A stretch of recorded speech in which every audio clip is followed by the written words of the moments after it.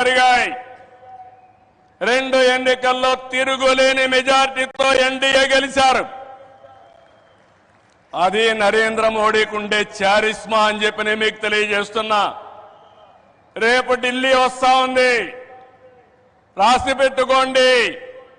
గెలవబోయేది NDA. దానికి కారణం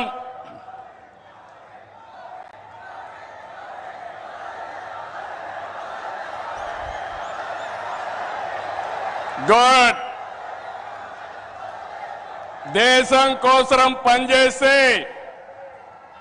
ప్రజలందరూ ఆయనతో ఉంటారు. This is where I am appealing, sir. They are all with you. You are fighting for the nation, for the poor people. All people are with you. Show your hands. We are with Narendra Modi.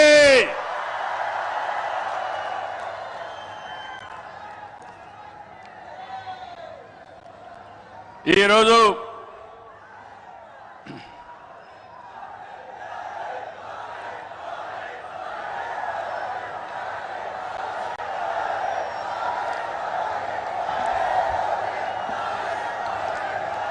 సంక్షేమం, అభివృద్ధి, సంస్కరణలు, సుపరిపాలన ఇవన్నిటితో నరేంద్ర మోడీ గారు దేశాన్ని ముందుకు తీసుకెళ్తున్నారు.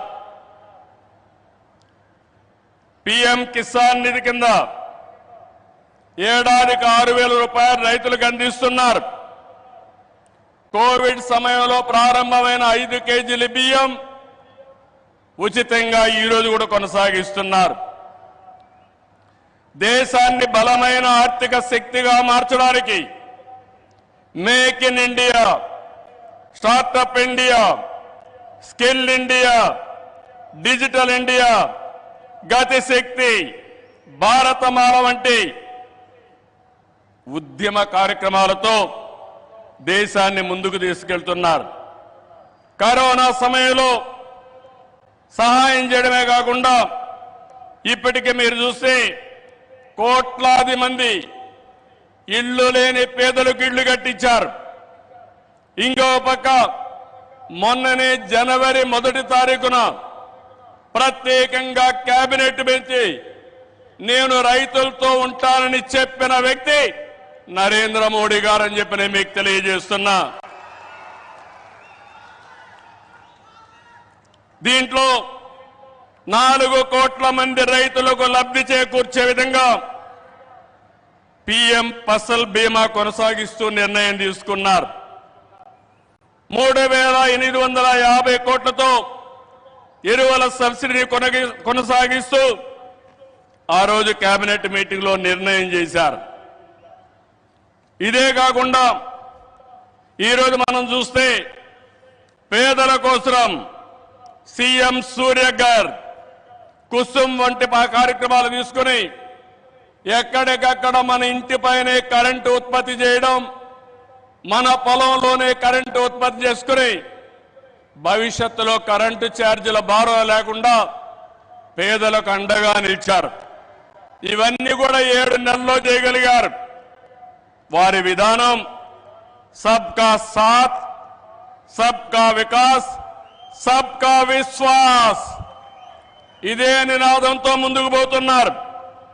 అందుకే మీరు చూశారు 2014లో 11వ స్థానం భారతదేశం, ఇప్పుడు 5వ స్థానం. 2029కి 3వ స్థానానికి వస్తుంది. 2047కి భారతదేశం ప్రపంచంలోనే మొదటి స్థానంలోనో 2వ స్థానంలో ఉంటుంది.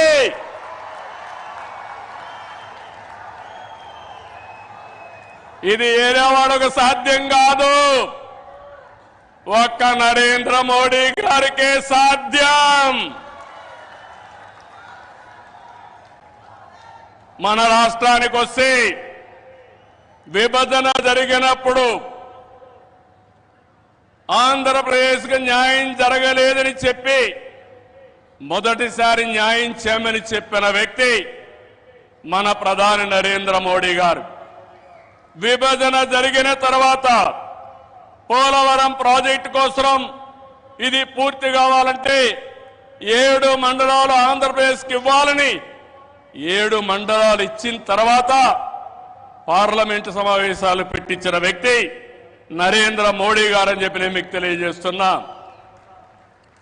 14-19లో ఆ రోజు చట్టంలో ఉండే అన్ని పనులు IIT, IIM, NEET, AIIMS, tribal university, central university